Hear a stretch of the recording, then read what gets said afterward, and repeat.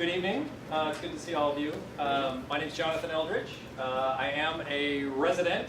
I have the right zip code. My daughter goes to Vallecito, where she's a kindergartner.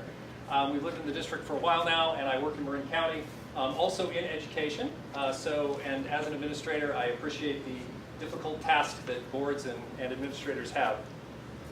I'm also here on behalf of my wife, who is at home with our daughter this evening. She actually has a PhD in sociology and teaches at a college. And a lot of what she teaches is about symbolic racism, which is also not coincidentally known as symbolic violence. And for those of us with privilege, that probably seems a little over the top. But that's because we have privilege. As I would also like to say, I have a degree in history, and so I appreciate the history lesson we just received, because I also learned about Dixie, and Whistling Dixie being the anthem for the Confederacy, and the heart of Dixie actually referring to the Confederate States.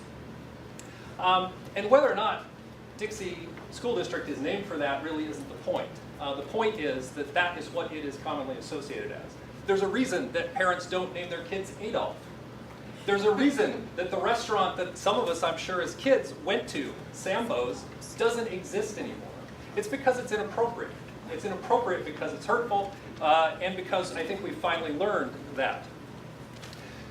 I also want to say for a moment that slavery was not only about owning people as property and committing atrocities on them. It was also about the intentional decision to keep those people uneducated.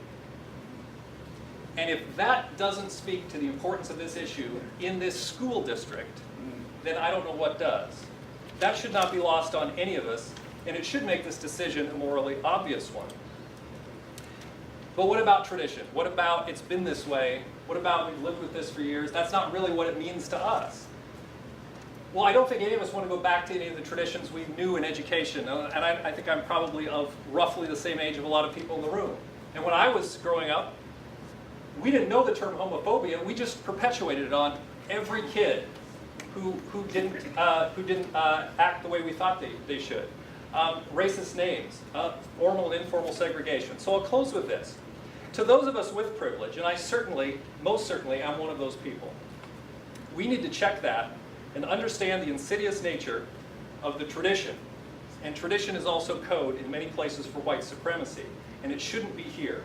We should be better and care more about our neighbors and children than to make privileged excuses and fail to act. Because after all, as we all know in education, where our kids are watching, inaction is powerful action and makes clear our values.